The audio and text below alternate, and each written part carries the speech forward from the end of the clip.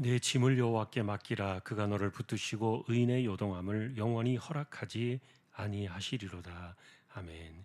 하나님을 예배합니다. 오늘도 저희들을 세워주셨습니다. 부족한 종들을 붙들어 주시고 영과 진리로 예배하도록 이 시간을 성령께서 주장하여 주십시오. 우리 하나님 홀로 영광을 받으시옵소서. 존귀하신 예수 그리스도의 이름으로 기도하옵나이다. 아멘. 491장입니다.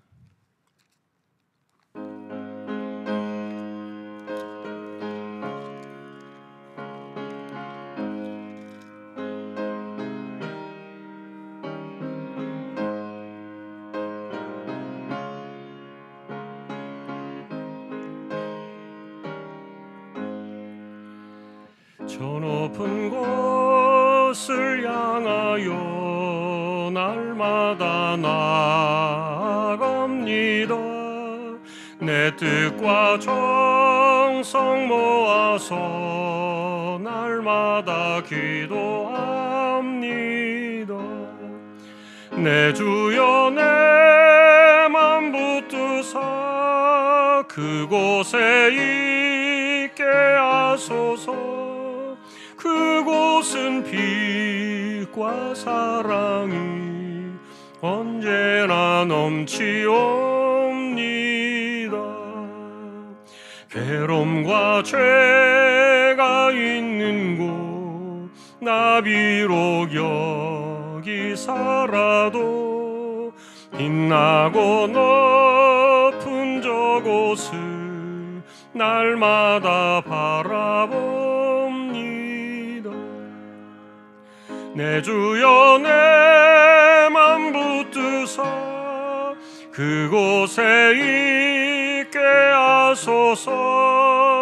그곳은 빛과 사랑이 언제나 넘치옵니다.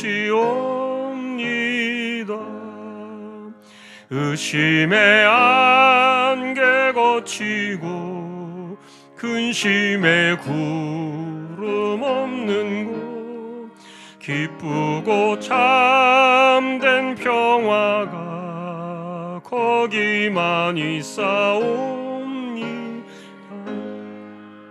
내 주여 내 맘 붙드사 그곳에 있게 하소서. 그곳은 빛과 사랑이 언제나 넘치옵니다. 험하고 높은 이 길을 싸우며 나아갑니다. 다시금 기도하오니 내 주여 인도하소서. 내 주여 내 맘 붙드사 그곳에 있게 하소서. 그곳은 빛과 사랑이 언제나 넘치옵니다. 내 주를 따라 올라가 저 높은 곳에 우뚝 서 영원한 풍랑 누리며 즐거운 노래 부르리. 내 주여 내 맘 붙드사 그곳에 있게 하소서. 그곳은 빛과 사랑이 언제나 넘치옵니다.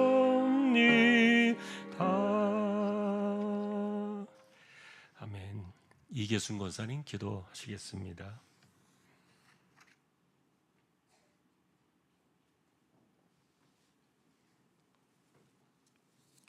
하나님 아버지, 예배드리게 하심을 감사드립니다. 내 짐을 여호와께 맡기라. 요동함을 영원히 허락하지 아니하시리라. 그럼에도 불구하고 우리의 연약함을 아시는 주님, 우리의 죄와 허물을 용서하여 주시옵소서. 주의 피로 정결하게 하옵소서. 사랑하는 주한교회를 통하여 하나님의 온전한 하나님의 나라가 임하시고 또 하나님의 뜻이 이루어져 주님을 기뻐하시는 주항의 성도들이 성령 충만으로 하나 되게 하옵소서. 말씀을 전하시는 목사님 성령 충만과 계시의 영으로 목회 여정에 하나님의 은혜로 강건하게 하옵소서. 저희들은 듣는 귀가 열려 말씀을 듣고 나 자신을 살피며 애통하고 부끄러워 주의 은혜를 구하며 삶을 성령의 역사하심에 순종하여 진실되게 살아가게 하옵소서. 모든 것이 주의 은혜임을 감사드리며 예수님의 이름으로 기도드립니다. 아멘.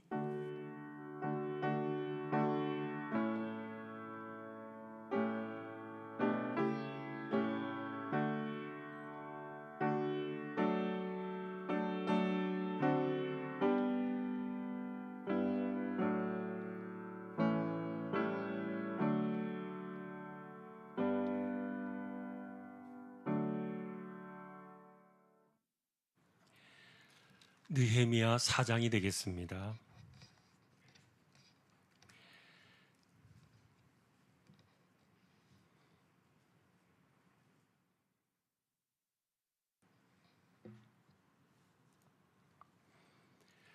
느헤미야 4장 교독하겠습니다. 산발랏이 우리가 성을 건축한다 함을 듣고 크게 분노하여 유다 사람들을 비웃으며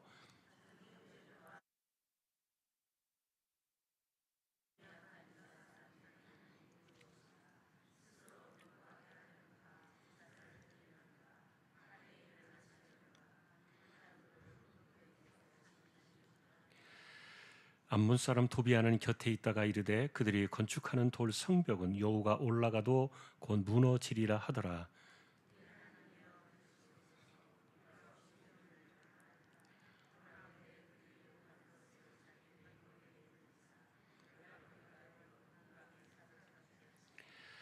주 앞에서 그들의 악을 덮어 두지 마시며 그들의 죄를 도말하지 마옵소서. 그들이 건축하는 자 앞에서 주를 노하시게 하였음이니이다 하고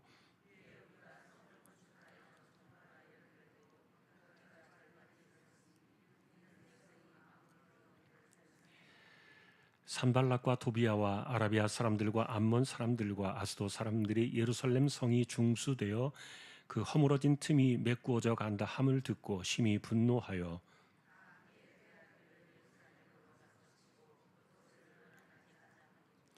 우리가 우리 하나님께 기도하며 그들로 말미암아 파수꾼을 두어 주야로 방비하는데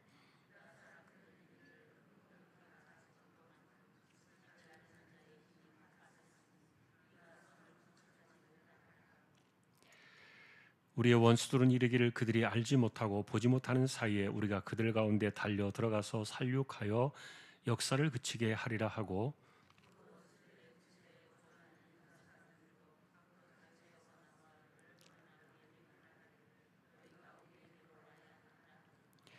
내가 성벽 뒤에 낮고 넓은 곳에 백성이 그들의 종족을 따라 칼과 창과 활을 가지고 서 있게 하고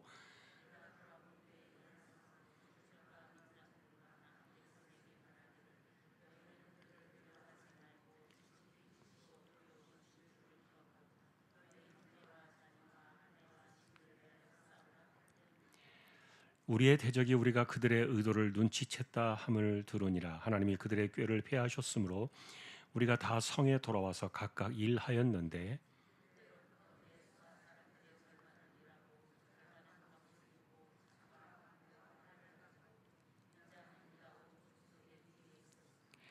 성을 건축하는 자와 짐을 나르는 자는 다 각각 한 손으로 일을 하며 한 손에는 병기를 잡았는데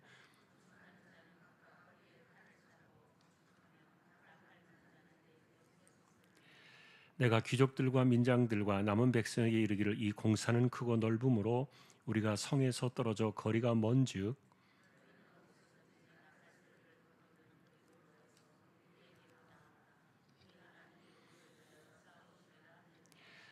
우리가 이같이 공사하는데 무리의 절반은 동틀 때부터 별이 나기까지 창을 잡았으며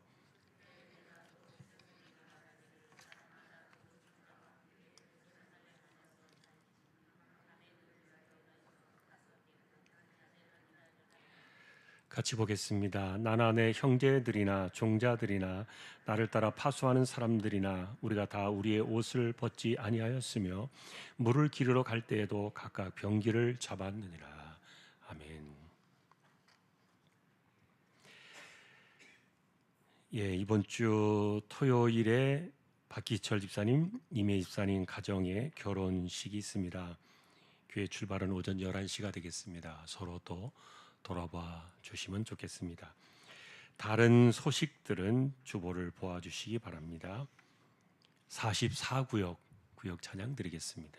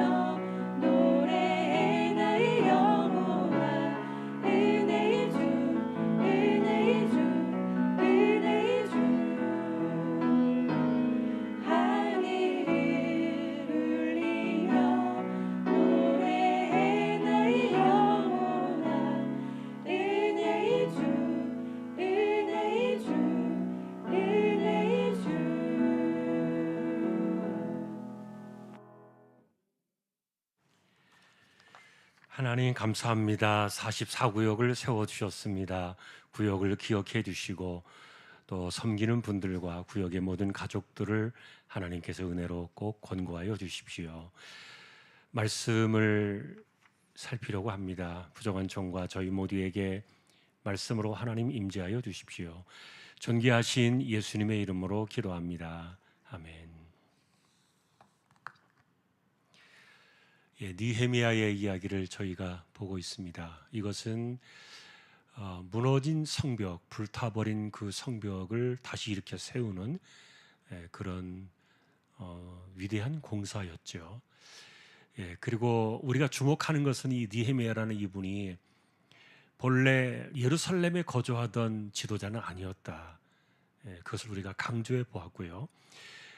이분은 마지막 그 2차로 백성들이 돌아올 때도 참여하지 않았던, 그래서 마지막까지 그 바사 왕국에 남아가지고 자신이 그동안에 공들여 쌓아왔던 그 공직자의 길을, 공무원 그 직장을 포기할 수 없었기 때문에 끝까지 그것을 잘 해내었던 그런 사람인데, 그런데 이제 어쨌든 이 사람이 어느 날 갑자기 뜬금없이 등장을 했던 거죠, 예루살렘에.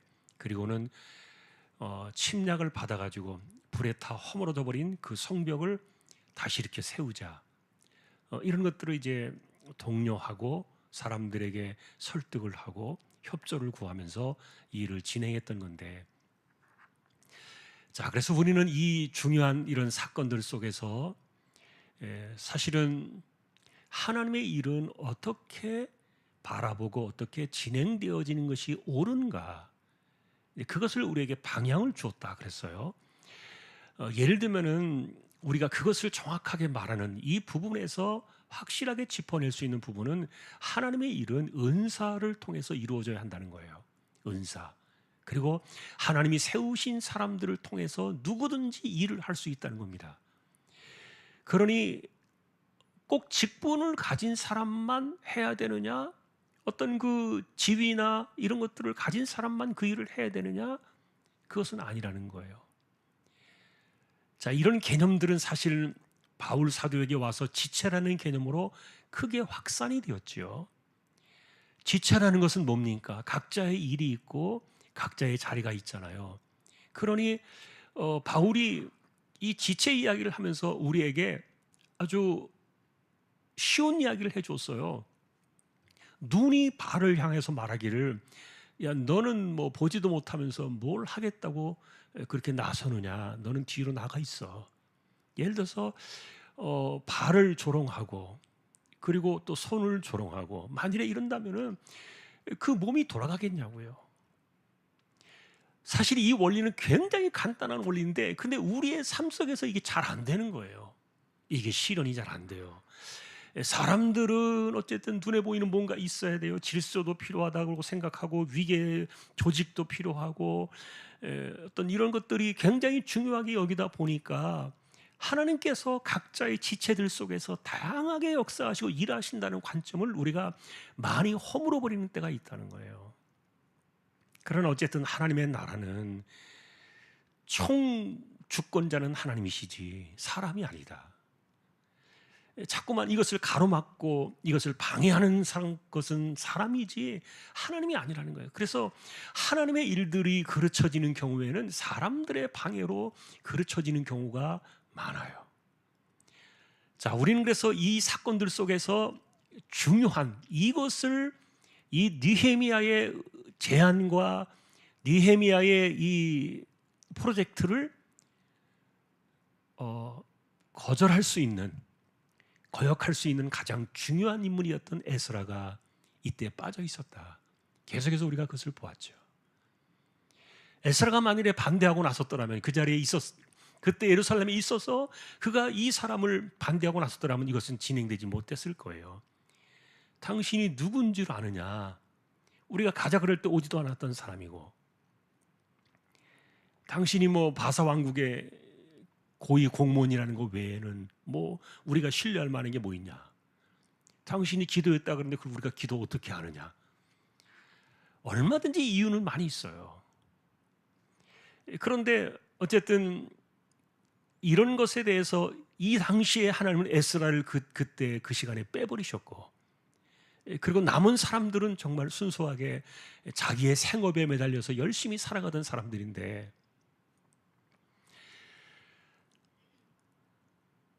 자, 하나님께서 어쨌든 이들에게 이렇게 역사하셨고, 그래서 그 소명을 따라서, 은사를 따라서 헌신을 다짐하기로, 자신의 삶을 드리기로 다짐했던 이 느헤미야의 길을 하나님이 열어주셨던 거예요.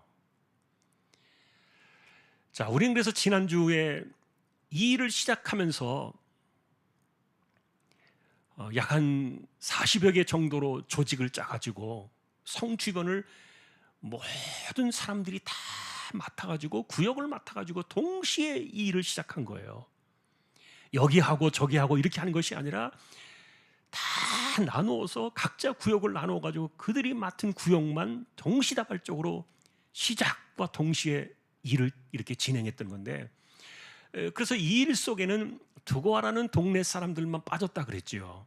반대하는 사람들은 그래 당신들이 반대하면은 그냥 우리가 방해만 하지 말고 그냥 계세요, 이렇게 되었던 거예요. 참 좋은 일이죠. 그래서 우리가 그런 부분들도 보았어요.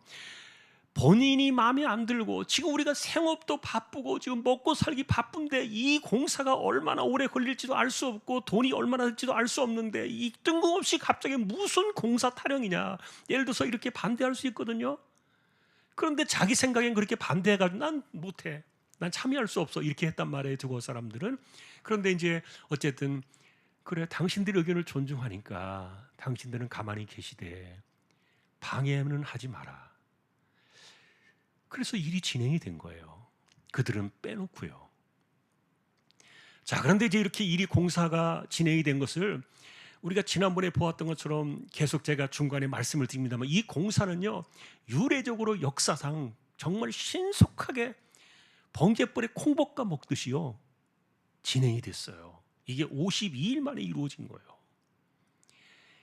그러니까 있을 수가 없는 공사 현장이 벌어진 건데, 그런데 그것이 왜 그렇게 될 수밖에 없었는가 하는 이유를 오늘 4장에서 대략은 이야기를 밝혀주었어요.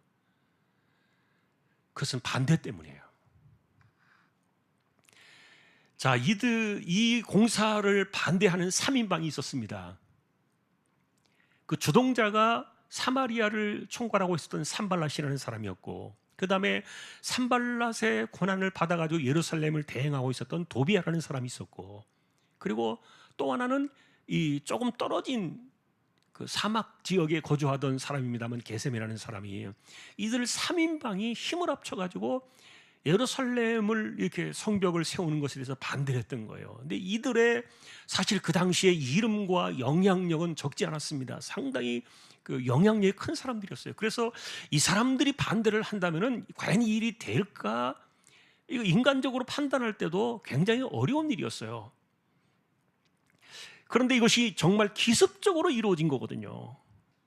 예루살렘 내에서 어쨌든 느헤미야가 뭔가 이런 일을 하러 왔다는 그런 비밀은 이렇게 퍼졌지만, 그러나 공사가 비밀리에 이렇게 유대 사회 내부에서 조를 짜가지고 다 이렇게 구역을 맡아가지고 진행되어진 사건들은 정말 은밀하게 기습적으로 이 사건이 이루어졌는데, 그러니까 이 주변에 있던 이 반대자 3인방은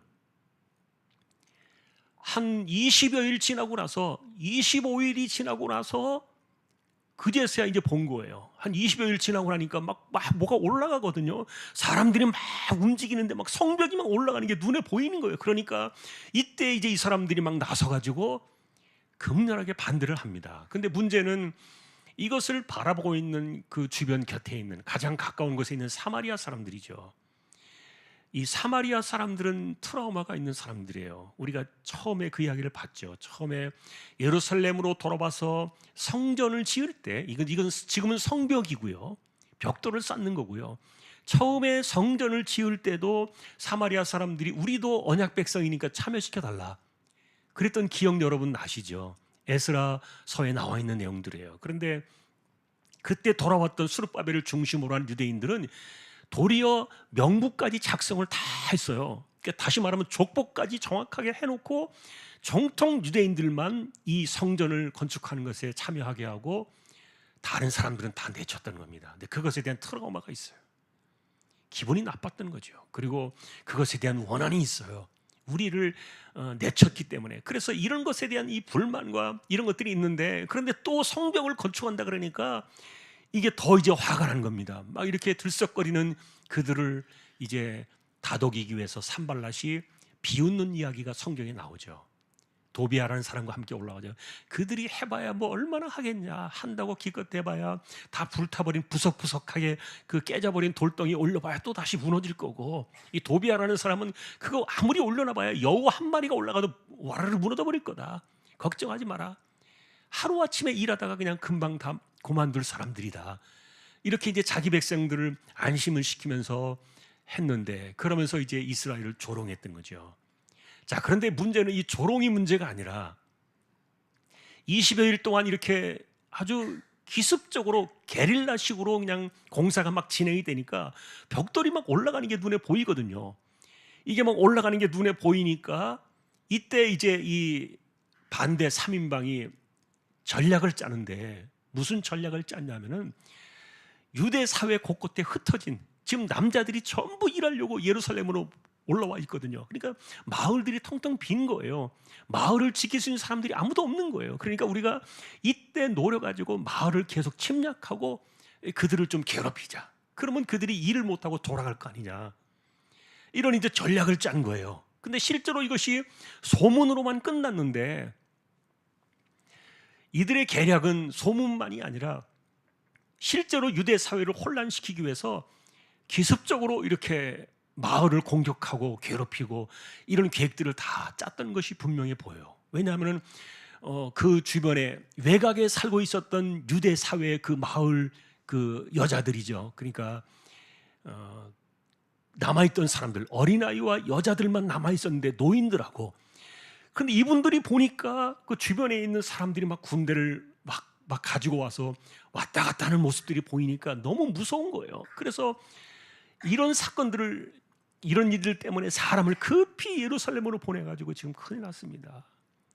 우리 지금 마을이 잘못하면 침략당하게 생겼는데, 일이고 보고 이 중요한 게 아닙니다. 이 성벽 쌓는 게 중요한 게 아니라 우리가 좀 다 죽게 생겼습니다. 그러니까 빨리 와서 좀 우리 좀 이 마을을 지켜주셔야 됩니다. 이런 사건이 벌어진 거예요. 근데 이게 이런 일들이 이제 들려올 때마다 사람들이 어떻게 될까요? 마음이 들쑥들쑥하겠죠. 불안한 거죠. 공사도 공사지만 이러다가 우리 집안 다 식구들 다 죽고 이렇게 되면 이게 무슨 일이 생기냐, 이게 무슨 이득이 있겠느냐. 그래서 이렇게 마음이 불안해가지고 막 이럴 때 느헤미야가 공개적으로 기도를 했던 거예요. 그의 기도의 이야기가 기록된 것을 보면은 아마도 공개적으로 기도를 했는데, 결국 그 느헤미야가 기도했던 내용은 뭐냐 하면은 이것이 하나님께로부터 난 것이냐 사람으로부터 난 것이냐를 보자는 거예요. 그래서 우리가 이제 오늘 배워야 될 부분이 바로 이 부분이에요. 어떤 분쟁과 갈등과 어떤 그 의견의 일치가 일어나지 않을 때 우리가 판단해야 될 중요한 근거는 하나님 그분의 뜻이거든요. 하나님의 뜻이 어디에 있는가? 이게 하나님의 뜻 가운데 진행되어지는 것인가? 하나님께서 하시는 일인가? 이거를 보아야 되는데, 만일에 이렇게 하지 않고 그냥 우왕좌왕하고 막 불안한 마음을 어떻게 감출 수가 없어가지고 이것을 어떻게 뭐 제대로 일도 못하고 지금 막 이것도 못하고 저것도 못하고 이러던 때인데, 그렇게 되면은 일이 아마 허물어져 버렸겠죠. 그런데 느헤미야는 그런 상황 속에서 하나님 앞에 기도를 드리면서 이거는 하나님께서 하실 일이다. 핵심은 그거였어요. 이것이 하나님께서 내게 맡겨주신 사명이고 내게 맡겨주신 소명이다, 이런 것들을 느헤미야가 주장하는 것이 아니라, 이거는 내가 입증할 일이 아니라 하나님 그분이 입증하셔야 될 일이다. 하나님께서 진행하시기를 기뻐하셨고 하나님께서 원하신 일이라면 하나님께서 하실 것이다. 그래서 반대자들은 저주가 그들에게로 돌아가고, 그들은 우리를 망하게 하려고 하지만 그들이 바라고 있는 대로 그 패망의 저주는 그들에게로 돌아갈 것이다. 하나님께서 이들의 죄를 용서하지 않으실 것이다. 사실 여러분, 이런 기도는 한편으로는 굉장히 위험한 기도죠. 시편에도 그렇고 지금 느헤미야의 기도도 그렇고, 다시 말하면 원수들을 향한 저주의 기도와도 같은 거예요. 이런 상황 속에서. 그런데 우리가 오늘날 이분들의 기도의 모습을 보면요, 예를 들면 예수님께서도 가르쳐 주신 그 복음서의 말씀과도 같고, 그리고 서신서에서도 뭐라고 말합니까? 원수를 사랑하라고 말하잖아요. 원수를 기도하라, 원수를 위해 기도하라. 그러면 이게 이런 것들이 어떻게 됩니까? 이런 반대자들, 이런 그 방해꾼들, 이거 어떻게 합니까? 하나님의 일들을 진행해야 할 때, 그러면 우리 역시 느헤미야가 기도했던 것처럼 하나님 저들의 입을 썩게 하시고 그들의 말이 떨어지게 하시고 그들의 저주가 그들에게로 돌아가게 하시고 그들의 머리로 그것이 돌아가가지고 그들이 깨지게 하시고, 예를 들어서 우리가 이런 기도를 드린다면 이것은 느헤미야의 기도였거든요, 당시에. 그런데 오늘날은 우리가 그렇게 기도하지 않아요. 자, 왜 그러느냐? 사실은 그리스도의 십자가의 사건 속에 이것이 다 포함이 되어 있고요. 그리고 십자가의 사건이 우리에게 가져온 것은, 우리가 기본적으로 생각할 때 믿는 자들에게는 구원을 가져오지만, 그러나 믿지 않는 자들에게는 무엇을 가져옵니까? 돌이킬 수 없는 영원한 심판을 가져왔어요. 십자가는 그래서 구원만 가져온 것이 아니에요. 십자가는 심판도 가져와요. 그리고 그 심판은 한번 용서가 되어지거나 이렇게 되돌아볼 수 있는 그런 1심, 2심 재판 이런 것들이 아닙니다. 한번 선고되어지면 영원히 돌이킬 수 없는 마지막 최후의 심판을 십자가가 가져온 거예요. 그래서 예를 들면 여러분, 정말 못되게 구는데, 정말 못된 짓 하면서 사는데 저 사람들 왜 저렇게 잘 되나? 하나님께서 저런 사람들을 그냥 안 때려보시고 그냥 꺾어버리지 않으시고 왜 저런 사람들을 내버려 두셔가지고 우리 이렇게 힘들게 하고 주변 사람들을 고통스럽게 하나? 예를 들어서 그런 생각 가질 수도 있잖아요. 저렇게 못된 인간들 하나님 안 잡아가시나? 그런데 생각보다 그런 사람들이 오래 살아요. 그리고 그런 사람들이 생각보다 잘 돼요. 돈도 잘 벌어요. 그래서 여러분, 솔직히 말하면 선한 방식, 믿음의 방식으로 돈 버는 것보다 세상의 방식, 사람들이 하는 인간적인 방식을 써서 하는 게 돈 더 잘 법니다. 그거 맞아요. 그러나 우리는 그렇게 할 수 없는 신앙의 양심이 있잖아요. 믿음이 있잖아요. 돈이 문제가 아니라 우리의 삶을 지탱하는 것은 믿음이기 때문에 그렇게 안 할 뿐이지. 돈 더 벌려고 작정하면요, 얼마든지 그렇게 하면 더 잘 벌 수 있거든요. 그런데 그런 사람들이 이 세상에 살아있을 때 왜 그렇게 못되게 사는데도 저런 사람들이 저렇게 버젓이 있는가라고 생각되어지는 그 마지막 이유는, 다윗이 마지막에 그 비슷한 그 시의 고백을 남겼잖아요. 성전에 들어가서야 깨달았다. 뭐예요? 그들에게는 돌이킬 수 없는 영원한 심판이 있어요. 그래서 느헤미야의 사실 이 기도는 그 당시에 우리가 생각하는 것과는 좀 다른 관점으로 이것을 보고 있지만, 그러나 이 느헤미야의 이 기도는요, 한편으로 종말론적인 멸망의 선언이 그들 위에 내려질 것을 바라보았던 그런 기도와도 맥을 같이 하고 있어요. 이것은 단순한 저주의 기도가 아니라 하나님을 대적하는 자들에게 내려질 영원한 심판의 기도와 같은 그런 성격을 가지고 있는 거예요. 자, 그런데 이제 중요한 것은 어쨌든 하나님께서 이들의 삶 속에 역사하셨는데 기도를 드리니까 마음이 흐트러지지 않은 거예요. 그래서 기도하는 가운데 느헤미야에게 주셨던 지혜가 뭐냐면은, 그래, 우리도 방비하면서 하자. 이래가지고 이게 있을 수 없는 일이 벌어진 거죠. 그렇지 않아도 일손이 부족한데, 그런데 이 어쩔 수 없이 사람들을 나누어 가지고 혹시라도 모를 쳐들어올 사람들을 대비해야 되는 거죠. 임시 방편으로 이것을 방해하지 못할 군사들을 이렇게 세운 거예요. 각 조마다 몇 명씩 뽑아가지고 이렇게 한 거죠. 그리고 일하는 사람들도 한 손에는 이 칼을 차고 그렇게 일을 할 수밖에 없었던 거예요. 그리고 이 공사가 끝날 때까지는요, 이분들이 신발을 벗지 않고 옷을 벗지 않았어요. 우리식으로 말하면 씻을 수가 있겠어요. 땀이 범벅이 되고 먼지를 뒤집어 쓰고 이 벽돌 공사를 하고 흙을 나르고 막 흙을 퍼 말르고 이렇게 하니까, 요즘처럼 시멘트가 있는 세대가 아니고 흙으로 다 이런 것들을 일구어 가지고 다져서 만드는 그런 시대인데, 그러니까 이렇게 하면서 이 사람들이 제가 생각할 때는 두 달이 가까울수록, 두 달이 가깝도록 제대로 목욕 한번 하지 않고 공사를 한 거예요. 그러니까 이게 보통 사람의 일반적인 생각으로는 안 되는 거예요. 그런데 아무도 그런 것에 대해서 반대하지 않았어요. 그렇지 않아도 이 일손이 부족한데 무기를 들고 하려고 하다 보니까 이게 얼마나 번거롭고 이것이 불편했겠냐고요.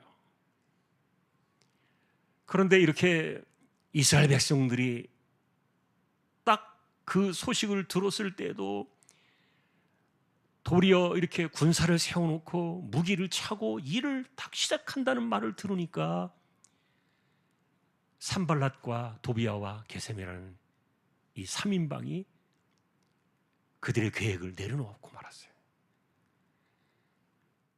근데 이것도 하나님께서 하셨다. 느헤미야는 그렇게 오늘 본문에서 기록을 해놓았고요. 하나님이 그들의 꾀를 꺾으셨다.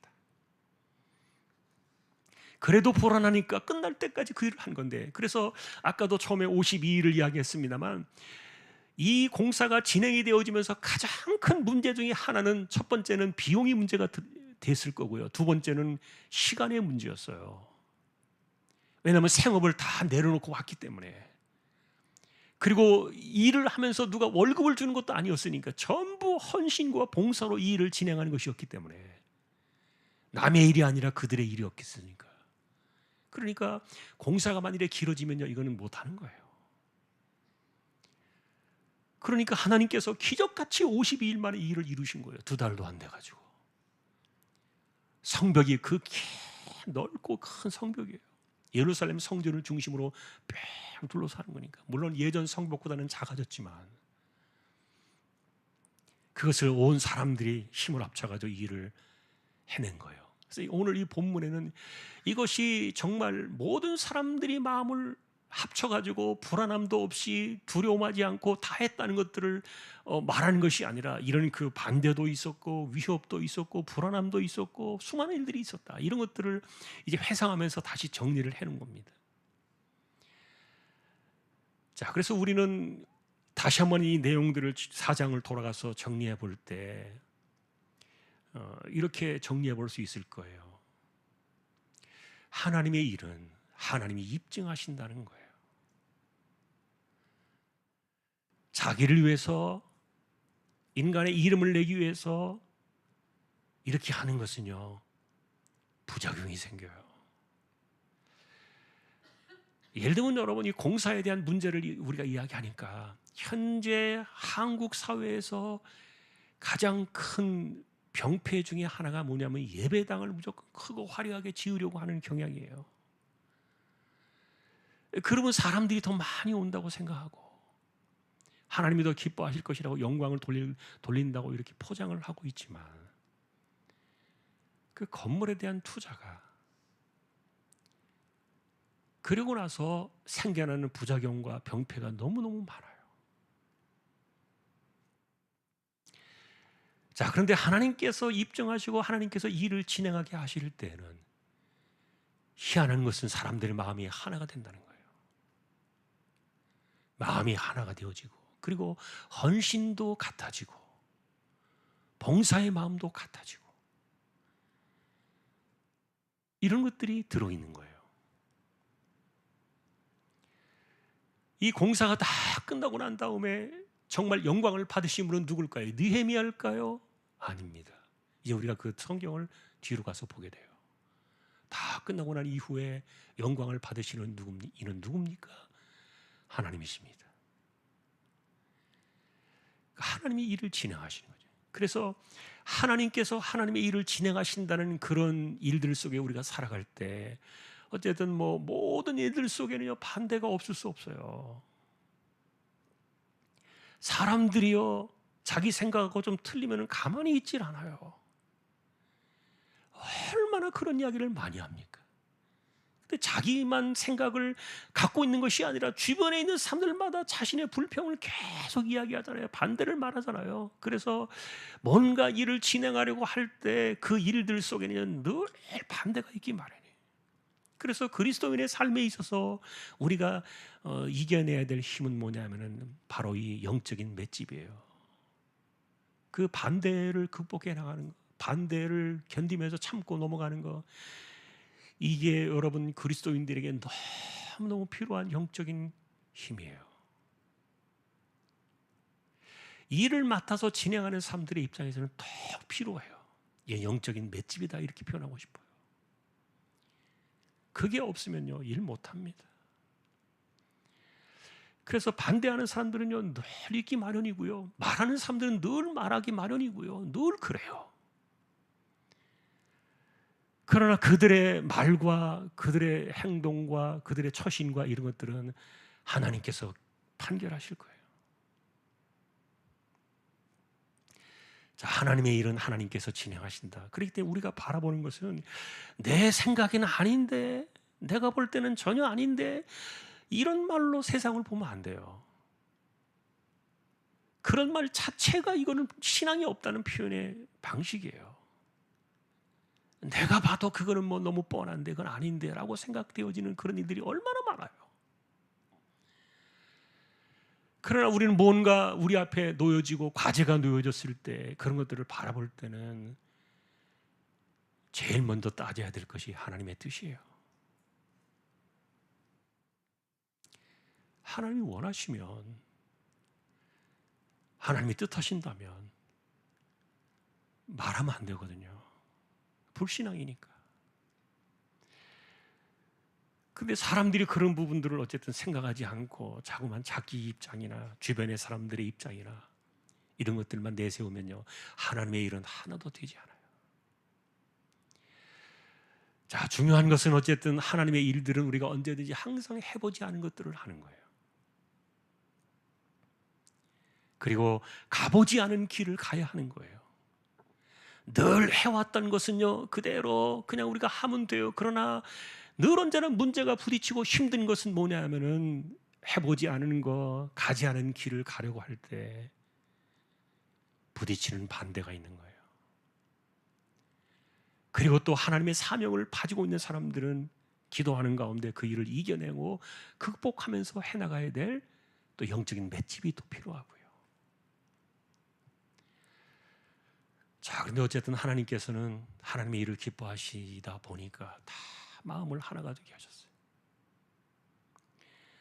그래서 마음을 들여서 일을 했다 그랬어요. 마음을 들여서 일을 했고, 그러니까 2달도 안 돼가지고 이 공사가 순식간에 뚝딱 끝나버린 거예요. 근데 생각해 보니까요 2달 정도면은 그 벽돌이 어느 정도 굳을 정도의 시간이에요. 그거는 다른 말로 말하면, 우리식으로 말하면 이제 부실공사잖아요. 부실공사하면은 와서 툭 건드리면 허물어져 버리고, 뭐 막대기를 푹 찔러가지고 했을 때 구멍이 숭숭 나고 막 이러면은 이게 무슨 그게 의미가 있겠어요. 그런데 그 시간과 필요한 모든 것들을 하나님께서 적절하게 안배를 해주셨어요. 자, 여러분, 그래서 우리가 이 느헤미야서를 통해서 배우는 것은 늘 했던 것만 하고 새로운 것에 대해서 거부감이 많은 사람들은 생각을 바꿔야 돼요. 하나님의 일들을 전혀 못해요. 하나님의 일은 언제나 우리에게 뭘 주십니까? 내가 해보지 않은 것을 하는 거예요. 그거를 자꾸 해나가면서 하나님의 일들이 쌓여져 가는 거예요. 그래서 느헤미야의 관점은 이게 굉장히 개혁적이냐 보수적이냐, 아까도 처음 말했던 것처럼 굉장히 이 보수적인 생각을 갖고 있었던 에스라의 입장에서는 이거 틀림없이 기분 좋게 찬성할 만한 일은 아니었을 거예요. 그러나 느헤미야는 신학자가 아니에요. 그는 율법학자도 아니었고요, 이름 없는 일개 평신도에 불과했지만, 그러나 그는 하나님의 그 주신 소명에 자신의 삶을 들이면서 이렇게 개혁 개혁적인 사람으로 나온 거예요. 그는 개혁자였다. 여러분, 그래서 우리가 기독교의 신앙을 뭐라고 말해요? 개혁주의 그러잖아요. 개혁주의. 우리의 신앙은 개혁주의예요. 개혁주의란 말이 뭡니까? 늘 새로운 것을 우리가 받아들이고 새로운 길을 걸어가는, 이게 개혁주의예요. 다시 말하면 늘 새로워지는 것이죠. 우리가 영적으로 새로워지고 성령을 따라 새로워지고. 그러니까 예수 믿고 내가 30년을 믿었어, 40년 믿었어, 아무 소용없어요. 그런 것들은요, 이걸 가지고 면류관 세우고 뭐 자랑거리 삼고 뭐 모자 쓰고 다니면서 그런 내가 40년 이상 예수 믿고 살아왔어, 이게 무슨 의미가 있습니까? 저도 신앙생활 50년이 넘었어요. 아무 소용이 없어요. 정말 중요한 것은 내가 말씀을 따라서 그리스도를 더 깊이 닮아가는 거예요. 내가 성령의 사람이 되어서 성령의 열매를 더 많이 맺는 거예요. 그것만이 남는 거죠. 자, 마지막으로 오늘 우리는 그래서 이제 이 개혁과 보수의 이야기를 했어요. 기독교의 진정한 신앙은 보수가 아니에요. 보수라는 말, 우리가 말하는 보수는 성경을 그대로 지키겠다는 그런 의미만 보수예요. 성경이 아닌 우리의 삶은 멈춤의 삶이 아닙니다. 항상 나아가는 겁니다. 두려움 없이 뭐든지 해보고 부딪히고 전진하고, 그게 개혁자의 삶이고 하나님께서 기뻐하시는 삶이에요. 한 번 더 이것을 여러분 기억하셔서 삶 속에서 뭔가를 하려고 할 때 두려워하지 마세요. 새로운 일이 찾아올 때 염려하지 마세요. 해야 돼요. 그것을 해나가는 사람이 하나님의 일들을 이루는 겁니다. 자, 느헤미야를 통해서 이렇게 쓰셨던 하나님의 방식, 우리는 그것을 오늘도 결론으로 이렇게 만나면서 이것이 우리의 삶이 될 수 있기를 주님의 이름으로 축원합니다. 찬송가 413장입니다.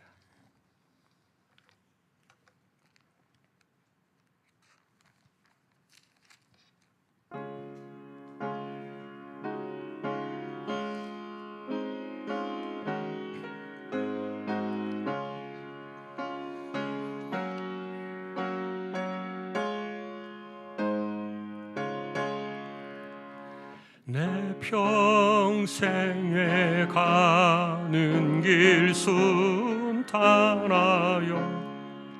늘 잔잔한 강 같은지 큰 풍파로 무서 어렵든지 나의 영혼은 늘 편하다. 내 영혼 평안해. 내 영혼 평안해. 저 마귀는 우리를 삼키려고 입 벌리고 달려와도 주 예수는 우리의 대장 되니 끝내 싸워서 이기리라. 내 영혼 평안해. 내 영혼 평안해.